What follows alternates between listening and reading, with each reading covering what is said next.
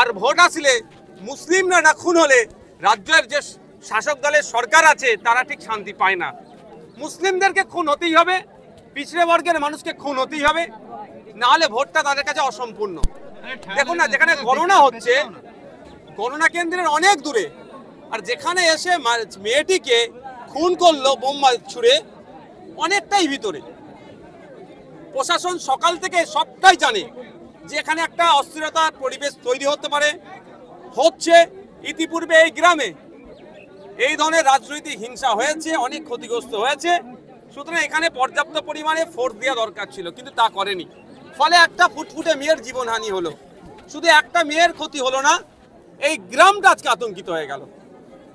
এটা সম্পূর্ণভাবে রাজ্য সরকারকে দায়ী নিতে হবে, ইসিআই কেও দায়ী নিতে হবে। আমরা চাইছি সঠিক তদন্ত হোক। আমি তামান্নার আম্মাজির সাথে আব্বাজির সাথে কথা বলেছি। আমি এটাও অনুরোধ করেছি যে রাজনৈতিক হিংসাটা বড় কথা নয়, বড় কথা হচ্ছে এই গ্রামের থেকে হিংসা টোটাল বন্ধ করতে হবে। তার জন্য আপনাদেরকে এগিয়ে আসতে হবে। যারা যারা যুক্ত তাদের বিরুদ্ধেই আমাদের আইনি লড়াই চলবে। ও দল করে সেই দল করে, তার থেকে বড় কথা যারা অন্যায়ের সাথে যুক্ত তাদের বিরুদ্ধে আইনি লড়াই চলবে। প্রশাসনের ভূমিকা নিয়ে কি বলবেন? দেখুন, ওই দিনকে যদি প্রশাসন কঠোর হাসতে কঠোর থাকতো, অর্থাৎ যেখানে সকাল থেকে ঢিপঢাপ চলছে, যদি খবর পাওয়ার পরে যদি প্রশাসন তার ফোর্স ডিপ্লয় করে দিত, তাহলে এই দিনটা দেখতে হতো না।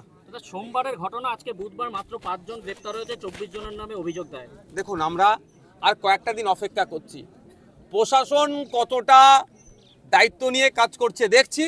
না হলে শ্রদ্ধেয় সম্মানীয় বিকাশ রঞ্জন ভট্টাচার্য স্যার আছেন, শামীম দ্বারা আছেন, তাদের সাথে কথা বলবো।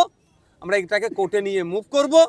পরিবারের কথা যে বিচার চাই, সিবিআই চাই, আমরা তাকে আজকে কথা বলেছি যে আমরা চাইব কোনো জজের নেতৃত্বে টিম গঠন করে এটা তদন্ত, অর্থাৎ আমরা এটা আপকামিং যে প্রোগ্রেস হবে সেটা আমরা করব। শুধু আমরা আর কটা দিন অপেক্ষা করছি, পুলিশ আর কজনকে গ্রেফতার করে সেটা দেখছি।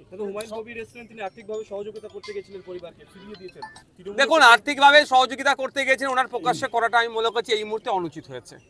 আমরা অনেক সময় অনেক ক্ষেত্রে অনেক মানুষের পাশে দাঁড়াই আর্থিক সহযোগিতা করার জন্য, কিন্তু যখন তার মেয়েকে হারিয়ে শোকে পাথর, সেই সময় আর্থিক সহযোগিতা এইভাবে প্রকাশ্যে নিয়ে এসে খামে ভরে দেওয়াটার জবাব পেয়েছেন। এবার হুমায়ুন কবির সাহেব নিজে থেকে দিচ্ছেন না সরকার থেকে ম্যানেজ করার জন্য পাঠিয়েছে আমি বলতে পারছি না। তবে সরকার এত বড় নির্লজ্জ, যখন যাকে পারবে ম্যানেজ করে দেওয়ার জন্য পাঠাই। কারণ যে ওয়াকাফ আইন বিজেপির বিরুদ্ধে আন্দোলন করতে গেলে এখানকার মুসলিম সম্প্রদায়ের মানুষকে সরকার আটকানোর চেষ্টা করে প্রশাসনকে দিয়ে, সামান্য একটা মুসলিম বাড়ির মেয়েকে খুন করেছে, তাকে ধামাচাপা দেওয়ার জন্য অনেক পন্থা অবলম্বন করতে পারে। আমি এখানে মুসলিম শব্দটা বারবার ব্যবহার এই জন্যই করছি, ভোট আসলেই মুসলমানদের রক্তর প্রয়োজন হয়ে যায় সরকারের। মুসলিম না খুন হলে ভোটটা অসম্পূর্ণ থেকে যায় এদের কাছে, সেই জন্যই বারবার আমি এই শব্দটা ব্যবহার করছি। আর পিছিয়ে বর্গের মানুষের খুনকে এরা দেখতে বেশি পছন্দ করে। তাই অনুরোধ আমার মিডিয়ার মাধ্যমে, এই ভোট হয়ে নেতার বেটি নেতা হয়ে যাবে আর মাইগ্রেন্ট লেবারের বেটি কবরে যাবে বা শ্মশানে যাবে, এটা বন্ধ হওয়া দরকার। আমি আসলাম এই মেন রুট থেকে, এখানে 15 বছর নাকি তৃণমূলের পঞ্চায়েতের সদস্য, সে কিভাবে ভোটটা আমি বিতর্কে যাব না। এই রাস্তাতে অল্প বৃষ্টিতেও দেখলাম আসার মতো নয়, কিন্তু তাহলে তারাও যদি অন্তত নিজের গ্রামটাকেও ঠিক করতে পারে, ততটুকু করে না কেন? করতে দেওয়া হয় না। সেই বাইরে করার ইচ্ছা থাকলেও তাকে করতে দেওয়া হয় না। কারণ ওখানে কারা থাকে? মুসলমানরা থাকে। ওখানে কারা থাকে? পিছড়ে বর্গের হিন্দুরা থাকে। ওখানে কারা থাকে? আদিবাসীরা থাকে।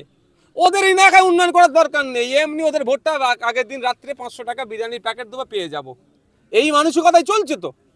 আর এই গ্রামের মানুষ বুঝবে কবে? বগটুই থেকে বারাসাত, মুর্শিদাবাদ, ভাঙড় এবং নদিয়ার বিভিন্ন জায়গায় শুধুমাত্র সংখ্যালঘুরা খুন হচ্ছেন, যেখানে বারবার বলা হচ্ছে এই তৃণমূলের পক্ষ থেকে প্রচার দেওয়া হয় সংখ্যালঘুদের জন্য, বিজেপিকে আটকানোর জন্য তৃণমূল দল, সংখ্যালঘুদের জন্য এই দল, কিন্তু বারবার সংখ্যালঘুরা কেন? উত্তরপ্রদেশে মুসলমানদেরকে মারছে বিজেপি, আর পশ্চিম বাংলাতে মুসলমানদের মারছে তৃণমূল।